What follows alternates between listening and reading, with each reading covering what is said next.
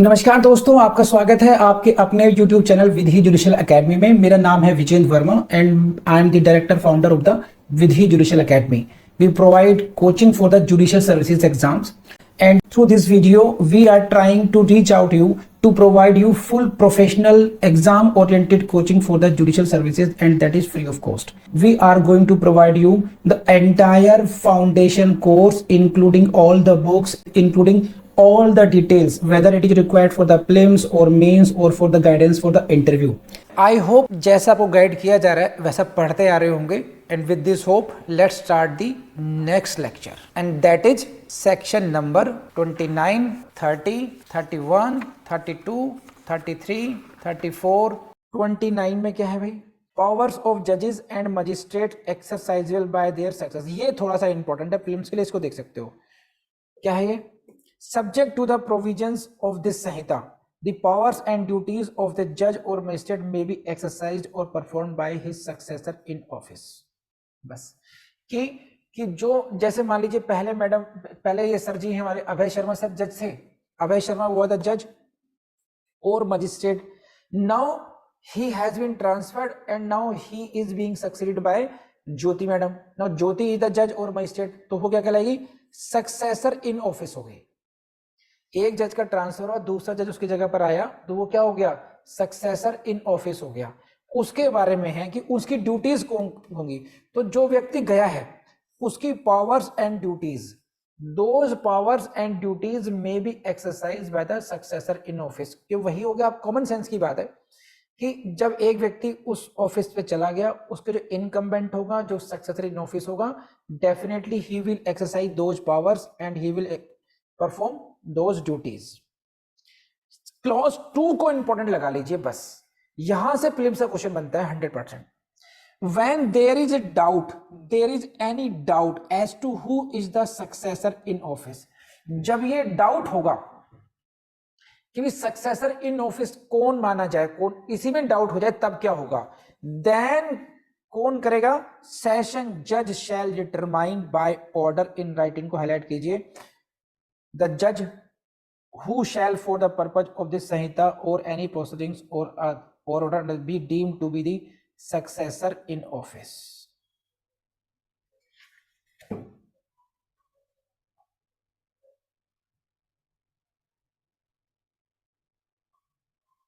बस तो सेशन जज, अगर डाउट है सक्सेसर इन ऑफिस का कि कौन सक्सेसर इन ऑफिस होगा, तो उसके बारे में डिटरमाइन करेगा सेशन जज।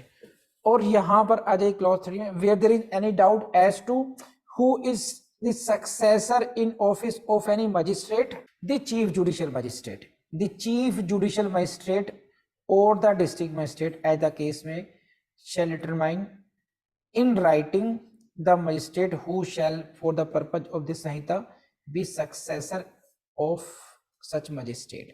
तो सिर्फ इतनी सी बात ध्यान रखनी है कि कौन सी केस है कि अगर डाउट हो रहा हो, डाउट क्या हो कि who shall be considered as the successor in office, तो डिफरेंट सर्कमस्टेंसेस में डिफरेंट अथॉरिटीज डिटरमाइन करेंगी कि who shall be the successor in office. जैसे अगर किसी मजिस्ट्रेट का हो of any, who is the successor in office of any magistrate, magistrate के बारे में कौन डिटरमाइन करेगा? जुडिशियल मजिस्ट्रेट में तो चीफ जुडिशियल मजिस्ट्रेट, और एग्जीक्यूटिव केसेस में डिस्ट्रिक्ट मजिस्ट्रेट। तो यहां तो लाइन क्लियर हो गई कि एग्जीक्यूटिव मजिस्ट्रेट्स के केस में मान लीजिए एक एग्जीक्यूटिव मजिस्ट्रेट है, सब डिविजनल मजिस्ट्रेट है, और उसकी जगह पर कोई सब डिविजनल मजिस्ट्रेट आया, इंडिया 2 लोग आ गए, 2 लोग की ज्वाइनिंग हो गई एक टाइम पर, तो who shall be considered successor in office? अगर उस प्रकार से डिसाइड करना पड़ जाए एक बार, तो डिस्ट्रिक्ट मजिस्ट्रेट विल, क्योंकि डिस्ट्रिक्ट मजिस्ट्रेट वहां पर हायर अथॉरिटी हो गई। उसी तरीके से मजिस्ट्रेट के केस में, जुडिशियल मजिस्ट्रेट केस में कौन हो जाएगा? चीफ जुडिशियल मजिस्ट्रेट हो जाएगा। और बाकी ये आ गया where there is in doubt as the, यहाँ पर उन्होंने क्लैरिटी से लिखा नहीं है, लेकिन यहाँ पर ये होगा फिर एडिशनल सेशन जज के केस में होना चाहिए, जो उसकी लैंग्वेज आ रही है। तो यहाँ पर सेशन जज शैल डिटरमाइन इन राइटिंग, ये जो ऑर्डर है वो राइटिंग में होना चाहिए बस ये। तो सेशन जज, सीजेएम और district magistrate as the case में भी, they will pass an order, that order must be in writing and they will remove the doubt as to who shall be considered to be the successor in office। हाँ है ना, बताइए बस ये please let me no. ये 29 आपको over हुआ या नहीं हुआ, सेक्शन 29। तो 29 में पहली क्लॉज हो गई आपकी powers and duties successor in office exercise कर सकता है। 2 and 3 these are with regard to doubt, कि जब डाउट हो who is this successor in office, तब कौन रिमूव करेगा। तो बहुत कुछ है नहीं, इन की पॉइंट्स को देख लीजिएगा, इससे ज्यादा कुछ आएगा नहीं इसमें। 29 से आएगा, 26, 27, 28 बकवास है, छोड़ दीजिए। चलिए सेक्शन 30 पर आ जाइए। ये जो चैप्टर 4 हुआ आपका, सेक्शन 30 to 34 ये जो चैप्टर हुआ, ये भी अपने आप में एक बोरिंग चैप्टर है। This is only important for your prelims, अगर आप कर पाओ तब, बहुत इंपॉर्टेंट नहीं है। That can be skipped as well, फिर भी मैं करा देता हूँ। 26, 27, 28 से फिर भी बेटर है, लेकिन ये भी चैप्टर भी ऐसा नहीं है कि बहुत ज्यादा कहीं प्रैक्टिकल यूज में आता हो, प्रीलिम्स के लिए इंपॉर्टेंट होगा बस हुआ तो। सेक्शन 30 to 34 देखते हैं क्या कहता है ये। This is section 30, powers of superior officers of the police. Section 30 prelims लगाइए, पी फॉर प्रीलिम्स, यहाँ की हेडिंग से क्वेश्चन बनता है तो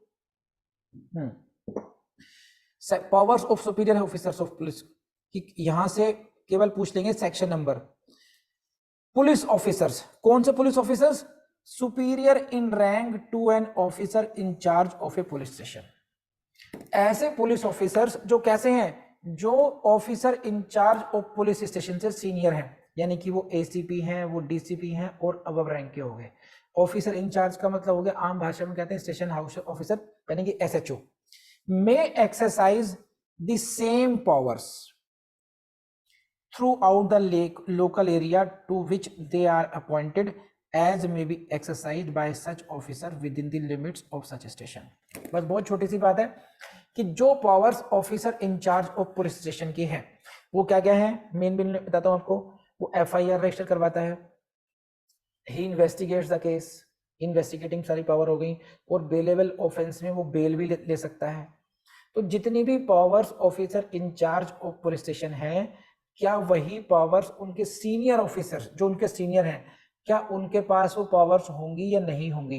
weather the officials who are senior to SHO, who are senior to officer in charge of the police station may exercise the powers of the such officer in charge. Answer is yes, by virtue of section 30। धारा 30 ये कहती है कि जो powers officer in charge of police station होगा, वही सभी power superior officers के पास भी होंगी। That's it. तो same powers can be exercised by the ACP, same powers can be exercised by the DCP at the case में भी। प्लीज लेट मी नो ये आपके पास समझ में आई या नहीं है, जल्दी बताइए बस, बहुत छोटी सी बात है, प्रीलिम्स में इंपॉर्टेंट है। This is section 31, again important for your prelims. Public went to assist magistrate and police. Public की ड्यूटी बना दी गई है कि मजिस्ट्रेट और पुलिस ऑफिसर की हेल्प करे। Every person is bound to assist before prelims, assist magistrate और police officer reasonably demanding his aid. By this section, that is the section number 31, it is the duty of the every person, it is the duty of the public to assist the magistrate और police officer. Magistrate या फिर किसी police अफसर की मदद करने की duty है पुलिस की, कब? रीजनेबली डिमांडिंग हिज एड, जब वो पुलिस ऑफिसर, जब वो मजिस्ट्रेट आपसे हेल्प सीख कर रहे हैं, मांग रहे हैं आपसे हेल्प, किस किस केस में? इन टेकिंग और preventing the escape of any other person home such magistrate और police officer is authorized to arrest. ऐसे व्यक्ति को, जिस व्यक्ति को ये जो मजिस्ट्रेट और ऑफिसर है अरेस्ट करने के लिए ये ऑथोराइज्ड है। जैसे मान लीजिए ये जो पारुल मैडम है, she is the magistrate and she is authorized to arrest Riya.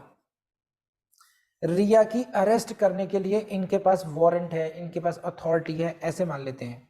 Okay, अब ये जो रिया है, रिया इनके काबू में नहीं आ रही है, means she is trying to escape. तो इसकी एस्केप को प्रिवेंट करने के लिए, भाई जरा आगे पकड़ना है, जरा ध्यान देना थोड़ा सा। एक तो ये, या इन टेकिंग, उसको ले जाने के लिए, अरे भाई जरा गाड़ी देना अपनी, तो दे कैन डिमांड, मजिस्ट्रेट और the police officer they can demand your assistance in this case. कहां? कि जब वो चाहते हैं, they wanted to take someone, means the someone whom to whom they are authorized to arrest or who in the prevention of the escape।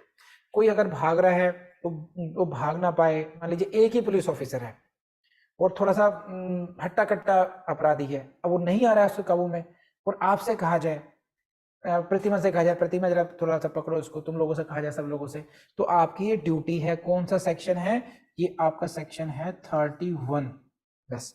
और दूसरा क्या है? इन दी प्रिवेंशन और suppression of A breach of piece. अगर शांति भंग हो रही है तो उसको प्रिवेंट करने में, in the prevention of the breach of peace, शांति व्यवस्था भंग ना हो उसमें आपकी हेल्प ली जा सकती है। या फिर शांति व्यवस्था भंग हो चुकी है तो उसको सप्रेस करने के लिए, कि आगे अशांति को सप्रेस करने के लिए फैले, उसमें हेल्प ली जा सकती है आपकी। तो क्वेश्चन प्रीलिम्स में आपसे पूछेगा कि when you are duty bound to assist the magistrate और द पुलिस ऑफिसर। आप मजिस्ट्रेट या पुलिस ऑफिसर की हेल्प करने के लिए कब बाउंड है? क्या था ये? Every person is bound to assist. तो आप उनको इन मामलों में असिस्ट करने के लिए बाउंड हैं। कब है? वो कौन होने चाहिए? द पर्सन सीकिंग हेल्प कौन होना चाहिए?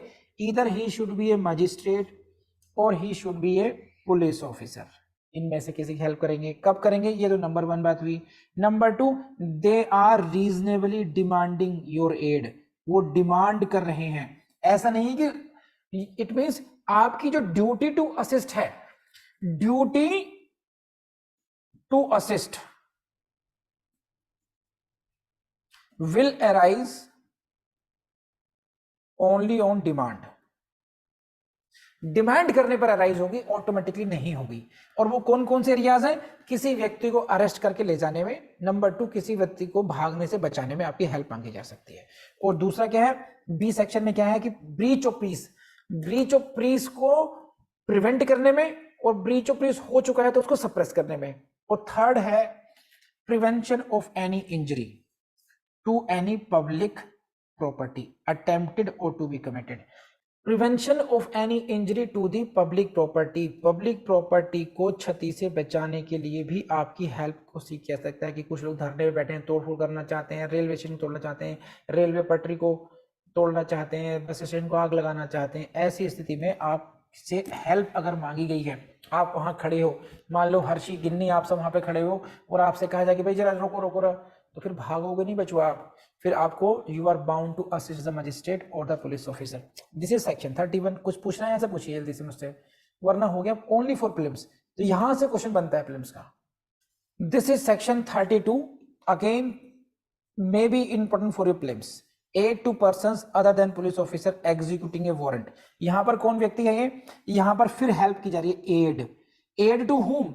Add to a person who is executing a warrant but he is not the police officer। Police officer से भिन्न किसी व्यक्ति की हेल्प करना जो कि वारंट को एग्जीक्यूट कर रहा हो। when a warrant is directed to a person other than a police officer, please highlight कर लीजिए, he is the person, who is the person other than a police officer। Police officer से कोई अन्य व्यक्ति है एंड वारंट उसको निर्देशित किया गया है। Any other person may aid in execution of such warrant if the person to whom the warrant is directed be near at hand and acting in the execution of warrant। So, which section talks about aid to a person other than the police officer executing a warrant? Section 72 था CRPC का, 72 CRPC। और इसमें कहां पर है ये?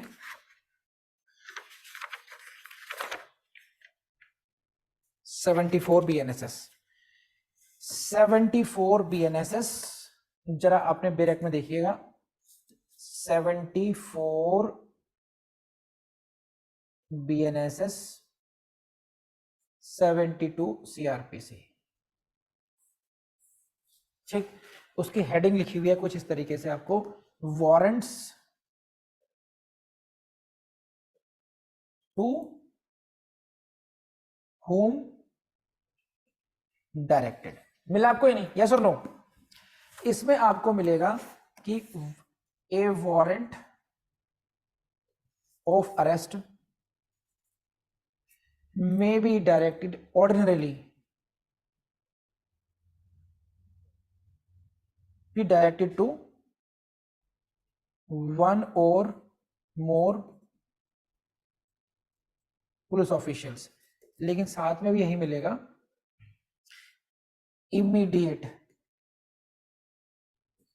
Immediate execution necessary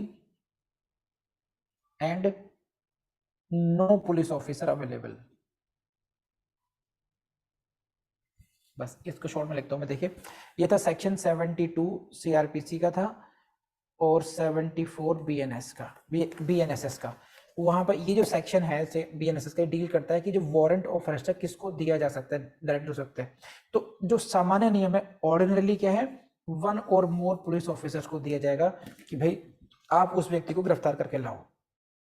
but एक exception ये भी है, क्या सिचुएशन है, immediate execution of warrant is necessary, उसकी गिरफ्तारी करनी बहुत ज्यादा जरूरी है, इमीडिएटली जरूरी है, and no police officer is available, कोई पुलिस ऑफिसर अवेलेबल भी नहीं है। ऐसी सिचुएशन में वारंट में be directed to any person other than the police officer. तो यानी कि किसी प्राइवेट व्यक्ति को भी कहा जा सकता है कि भाई आप उसको अरेस्ट करके लाओ उसको, ऐसा भी संभव है। ऐसे संभव में कैसे, मान लीजिए आप कहेंगे ऐसे कैसे हो सकता है, सपोज कीजिए कोर्ट, आप जज साहब हैं, छत्रेश गंगवार साहब जज साहब है, मजिस्ट्रेट है उस समय, और एक कोर्ट में एक ऐसा व्यक्ति है जिसकी कोर्ट को लगता है कि ही should B immediately arrested now, और वहां पर कोई पुलिस ऑफिसर नहीं है, तो तुरंत उसका वारंट काटा, भाई यू अरेस्ट हिम। ऐसे भी मतलब देयर में सो मेनी सिचुएशंस, ऐसा हो सकता है। तो हमारे लिए ये था कि whether private person can execute और नॉट, तो उसी ऑफिसर की बात चल रही है यहाँ पर, उसी व्यक्ति की बात चल रही है 32 में। When a warrant is directed to a person other than the police officer, please let me know. आपको बात समझ में ही नहीं आई, वरना आपके माइंड में यही क्वेश्चन चलता रहता है कि अदर देन पुलिस ऑफिसर क्या क्यों करेगा वारंट। ऐसा प्रोविजन है सीआरपीसी में भी था और ऐसा प्रोविजन बीएनएसएस में है, मैंने आपको लिखवा भी दिया। प्लीज लेट मी नो, आपको इतनी बात समझ में आई नहीं आई, जल्दी बताइए। तो ऐसी स्थिति में क्या होगा, any other person may aid in the execution of such warrant, फिर कोई अन्य व्यक्ति भी जो है उस वारंट के एग्जीक्यूशन में यानी कि अरेस्ट करने में उस व्यक्ति की हेल्प कर सकता है। कब करेगा, if the person be near eight hand, उसके पास में ही हो और वो जो व्यक्ति है he is acting in the execution of the warrant. मैं मान लो मुझे दिया गया वारंट एग्जीक्यूट करने के लिए and I want to arrest Ginni, तो उस समय जब मैं उसको अरेस्ट कर रहा हूं तो सपोज कीजिए दीक्षा, अभय वगैरह आप लोग यहां पर हो, तो I may seek your help, please help me. तो अगर आप हेल्प कर रहे हैं, I am also private person, you are also private person, तो you will not be committing any offence. कोई ये नहीं कहेगा कि साहब रोंगफुल कन्फाइनमेंट किया आप लोगों ने, ऐसा नहीं होगा। It is under section 32। कर लेंगे आप लोग अब ये। Now come to section 33, public to give information of certain. Section 33 public to give information of certain offences, 39 CrPC था, 33 BNS. Again this is important only for prelims. इतना भी कर लेंगे कौन से सेक्शन के अंतर्गत पब्लिक की ड्यूटी है। यहाँ पब्लिक की ड्यूटी इंफॉर्मेशन की है, देखिए 32 में थी duty to aid in execution of warrant. 32 की हेडिंग को मत भूलिएगा। 32 में क्या था, aid to person, aid in executing the warrant, और 31 में था पब्लिक टू असिस्ट मजिस्ट्रेट, उसमें भी अरेस्ट करने में था, अरेस्ट करने में टेकिंग अवे और अरेस्ट करने में, भागे ना, इसमें हेल्प करनी थी आपको, ब्रीच ऑफ पीस में करनी थी, इंजरी टू पब्लिक प्रॉपर्टी से हेल्प करनी थी। यहां पर जो हेल्प हो रही है, आपसे चाह रहे हैं आप उनको इंफॉर्मेशन दीजिए। किसकी ड्यूटी है, पब्लिक की ड्यूटी है, public to give information of certain offences. कौन सा सेक्शन है, 33 है। तो इसमें कंफ्यूजन होने के चांसेस ज्यादा रहते हैं 31, 32, 33 में। तो ध्यान रखना कि कौन सा सेक्शन किससे रिलेटेड है, यहां पर कंफ्यूजन काफी ज्यादा हो सकता है आपको।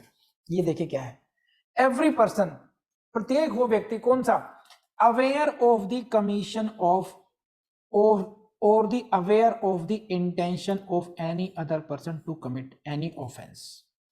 ये कौन सा व्यक्ति है, ये वो व्यक्ति है जिसको जानकारी है, he is aware of the commission of any offence punishable under the following sections, जो निम्नलिखित लिस्ट आएगी ऑफेंसेस की, वो ऑफेंस हो चुका है।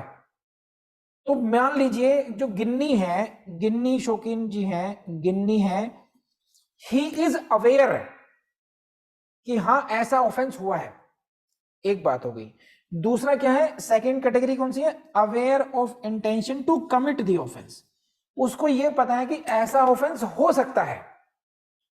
तो अपराध होने के बाद जानकारी हुई या अपराध होने से पहले की जानकारी, you have the information of the commission और about to commit the offence. कौन कौन से ऑफेंस है, इनकी एक लंबी लिस्ट है, और मैं, आप एक बार पढ़ लीजिएगा, आप में दम में हो तो कर लीजिएगा भाई, मैं तो उसको कभी नहीं कर पाया, आप देख लीजिएगा अपने हिसाब से भी। लंबी लिस्ट है, इसको छोड़ सकते हैं। देखिए कई बार क्या होता है कि कई बार आपको स्किप करने की टेंडेंसी होनी चाहिए, क्योंकि सीआरपीसी में ऐसे बहुत सारे सेक्शन हैं जहां आपको बहुत डीप में पढ़ना पड़ेगा, केस लॉस पढ़ने पड़ेंगे, तो रिस्क लिया जा सकता है ऐसे सेक्शंस में। तो इनको आप इतना छोड़ दीजिए, कौन कौन से ऑफेंसेस हैं, बस इतना ध्यान रखिए कि अगर उनको इंफॉर्मेशन है तब क्या ड्यूटी है, shall forthwith give information to the nearest magistrate और टू द पुलिस ऑफिसर। बस उसकी ड्यूटी ये है कि इंफॉर्मेशन जो है आपकी, you will have to give information to the nearest magistrate और द पुलिस ऑफिसर।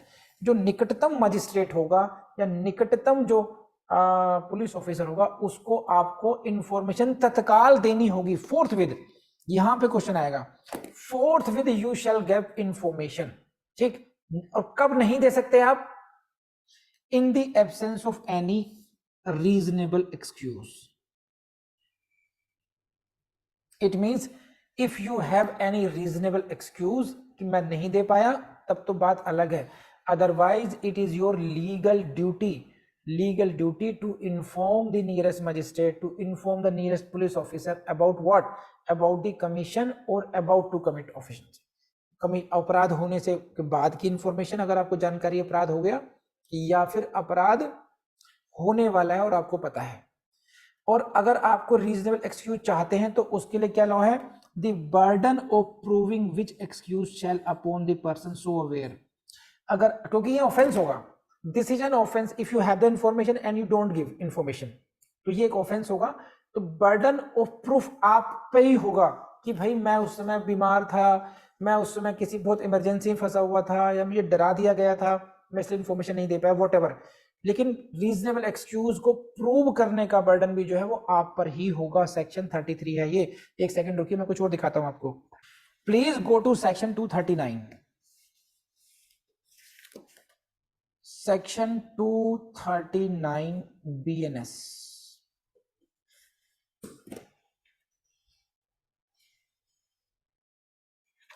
मैं आपके सामने आपकी नजरें इनायत करता हूं अभी 239। मुझे लगा कि इसको देख ही लेते हैं साथ साथ क्या कहता है ये।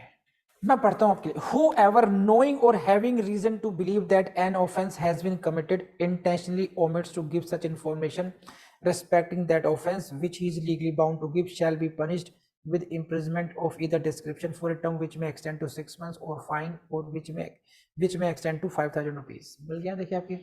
तो आप जो ड्यूटी थी, कौन सी ड्यूटी थी, सेक्शन 33 में ड्यूटी थी। यहां पर क्या देखो, मैंने क्या लिखा था यहां पर, शैल है ये, यू आर लीगली बाउंड, ये मे नहीं है कि आप दोगे नहीं दोगे, you are bound to give information, otherwise you will be committing an offence under section 239 BNS। और इसके लिए जो सजा है आपको 6 months और फाइन हो सकता है आपको 5,000 रुपए तक का। बोलो हाँ है ना। अब छुपाओगे इंफॉर्मेशन, जल्दी बोलो, क्या सीखे आप लोग, हाँ है ना, जल्दी बताइए। और 240 इसका सगा भाई है, BNS नीचे लिखता हूं, दिखेगा नहीं। ये है गिविंग फॉल्स इंफॉर्मेशन। अगर आप इंफॉर्मेशन फॉल्स, झूठी इंफॉर्मेशन देते हो तो 240, और इंफॉर्मेशन नहीं देते हो तो 239 का प्रसाद मिलेगा। नहीं छुपाएंगे बस। और अगर छुपाना है तो क्या करना पड़ेगा, देखो इस लाइन की वैल्यू समझिए। Let's learn in a better way. In the absence of any reasonable excuse, ये जो आपकी लीगल ड्यूटी है वो in the absence of reasonable excuse है। यानी कि अगर आपके पास एक रीजनेबल एक्सक्यूज है तो आप इस ऑफेंस में जो आपकी लायबिलिटी है उससे बच सकते हो। लेकिन जैसे देखिए बर्डन ऑफ प्रूफ क्या होता है इन क्रिमिनल केसेस, जो लोग पहली बार पढ़ रहे हैं, हो सकता है कुछ लोग ऐसे पढ़ें या बाद में मेरा वीडियो देखें, तो देखिए क्रिमिनल केस में यानी कि प्रोसिक्यूशन जब होता है आपका, बर्डन ऑफ प्रूफ यानी कि साबित करने का भार। हाँ तुमने चोरी की है, इस बात को प्रूव कौन करेगा? उसका ड्यूटी होती है प्रोसिक्यूशन की। किसकी ड्यूटी होती है? प्रोसिक्यूशन की होती है।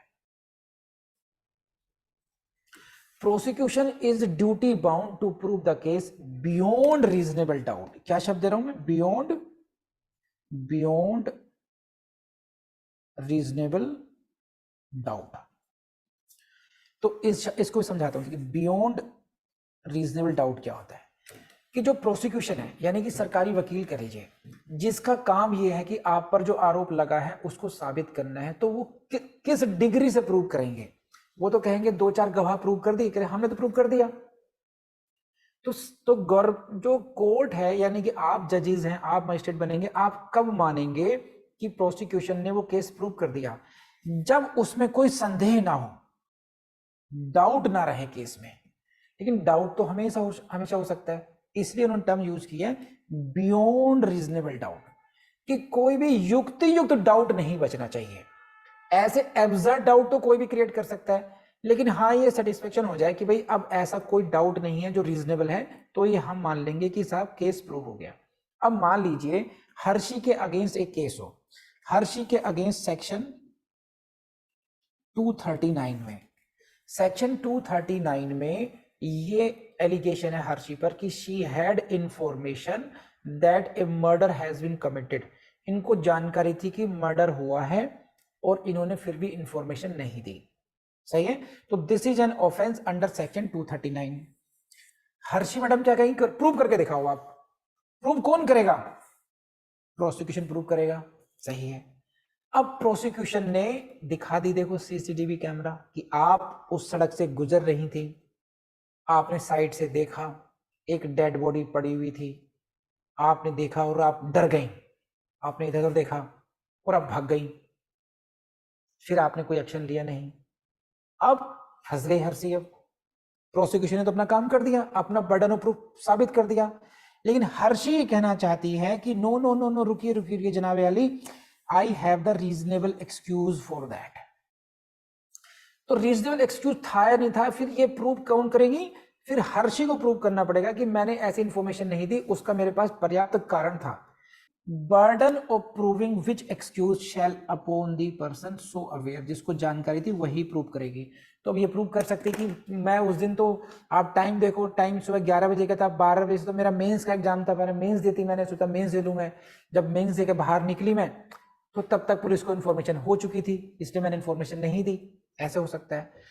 तो आई बिलीव कि आपको मैंने कुछ कॉन्सेप्ट कनेक्टेड सब समझा दिए हैं। 239 बता दिया, 240 बीएनएस के ऑफेंसेस कौन कौन से हैं, शेल की वैल्यू समझा दी, बर्डन ऑफ प्रूफ भी समझा दिया थोड़ा थोड़ा। प्लीज लेट मी नो आपको बात समझ में आई नहीं आई everyone. For the purposes of this section the term offence includes any act committed at any place out of India, Bharat से परे विदेश में भी, which would constitute an offence if committed in India. ऐसे एक्ट भी इंक्लूडेड हैं, मान लो विदेश गए हुए थे, जैसे मान लीजिए ज्योति, पारुल, प्रतिमा, ये कहाँ गए हैं? ये गए हैं सैर सपाटा की, जिंदगी मिलेगी ना दोबारा टाइप। कहाँ चले गए? स्पेन चले गए, ठीक। और ओपन रूफ कार में घूम रहे हैं। कौन कौन गए हैं? प्रतिमा है, ज्योति है और पारुल है। अब इन दो के झगड़ा हो गया, पारुल का और प्रतिमा का। पीपी, पारुल ने प्रतिमा को निपटा दिया, और अब इंफॉर्मेशन किसको है? ज्योति को है। अब ये ऑफेंस कहां पर हुआ है? ये ऑफेंस हुआ है स्पेन में, एनी प्लेस आउट इंडिया।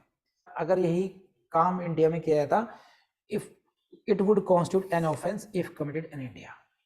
तो ज्योति की ड्यूटी है ये इन्फॉर्म करे पुलिस ऑफिसर को, नियरेस्ट पुलिस ऑफिसर को, नियरेस्ट मजिस्ट्रेट को, कि इस तरीके का एक ऑफेंस हो गया है।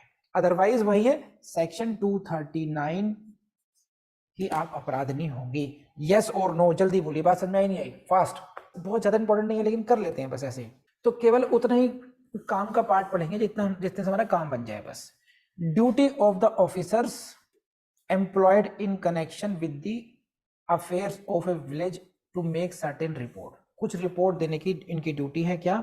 ग्राम के मामलों के संबंध में नियोजित अधिकारियों का कतिपय रिपोर्ट करने का कर्तव्य है। क्या है सब?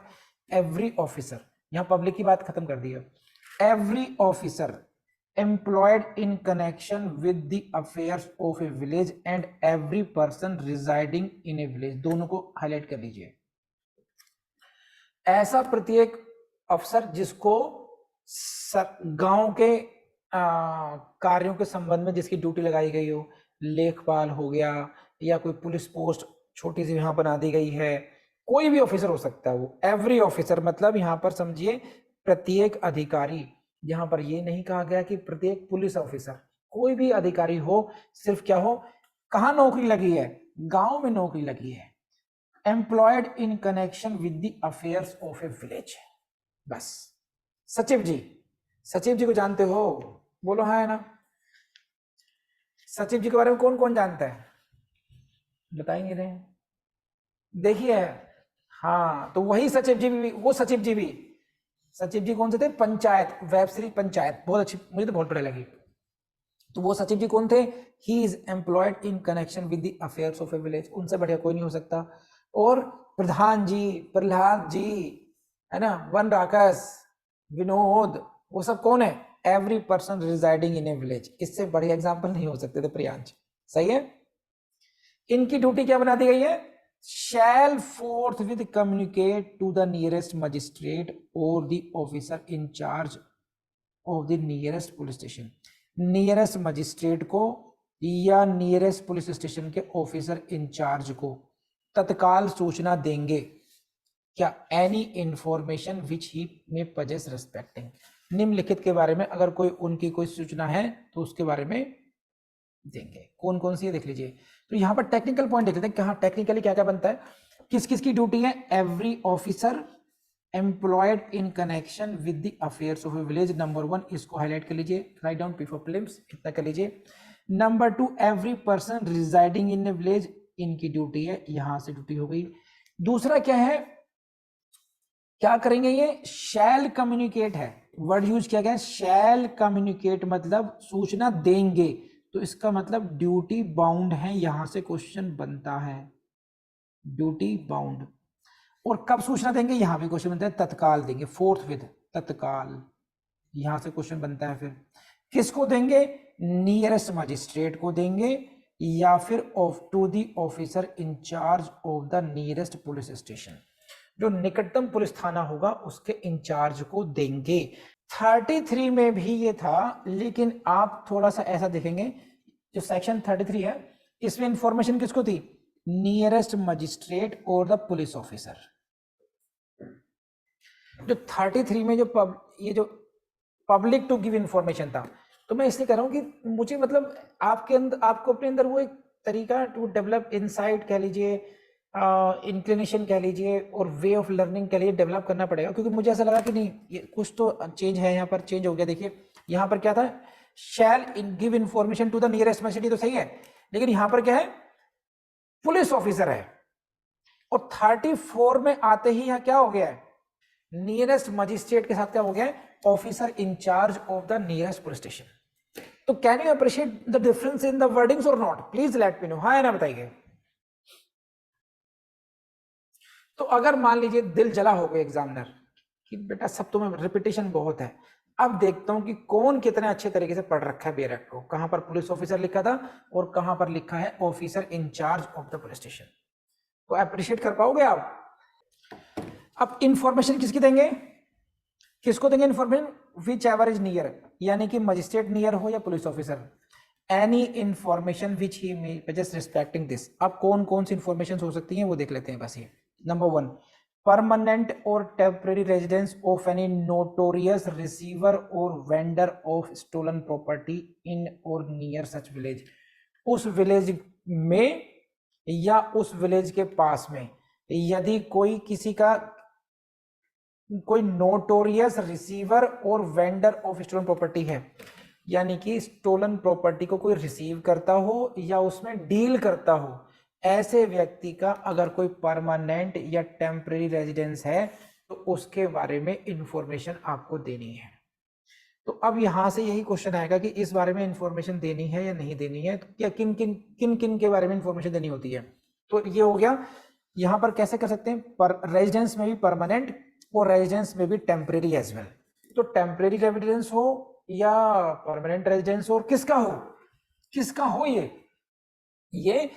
who is dealing in what, who is dealing in the stolen property, जो चोरी की संपत्ति में डील करता हो। और स्टोलन प्रॉपर्टी की डेफिनेशन देख लेना, the property obtained by theft, extortion, robbery, डकैती, ब्ला ब्ला ब्ला सब आ जाते हैं इसमें, सही है। दूसरा क्या हो गया, दी रिजॉर्ट, बी क्या है ये, अगर कोई व्यक्ति resort to any place within और the passage through such village, अगर कोई व्यक्ति रहता है या आता है, कौन, any person whom he knows or reasonably suspects to be a robber, लुटेरा हो, नंबर 1, एस्केप्ड कन्विक्ट, भागा हुआ कन्विक्ट दोषित व्यक्ति हो, और प्रोक्लेम्ड ऑफेंडर हो। 3 कैटेगरी हो गई, रॉबर, एस्केप्ड कन्विक्ट 2 और तीसरा प्रोक्लेम्ड ऑफेंडर। ये 3 कौन से हैं, जिसने रॉबरी की हो, एस्केप्ड कन्विक्ट मतलब ऐसा व्यक्ति जिसका कन्विक्शन हो गया है, दोष सिद्ध हो गया, जिस पे प्रोसिक्यूशन हुआ, कन्विक्शन हुआ और वो भाग गया, वो क्या कहलाएगा, एस्केप्ड कन्विक्ट कहलाएगा।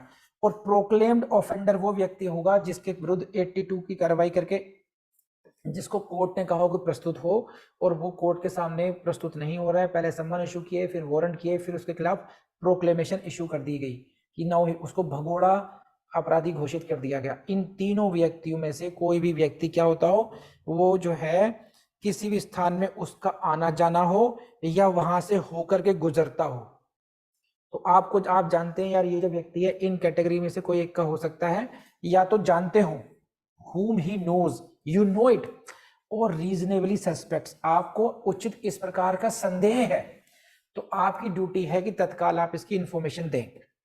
ड्यूटी बाउंड हो, नहीं करोगे तो क्या होगा, 239। दूसरा, द कमीशन और इंटेंशन टू कमिट इन और near such village any non bailable offence, कोई भी नॉन बेलेबल ऑफेंस या तो हो गया हो या होने की किसी की नियत करने की नियत हो, और any offence punishable under section 189। 189 में सेक्शन 189 क्या है ये भी देख लेते हैं, अनलॉफुल असेंबली, अनलॉफुल असेंबली,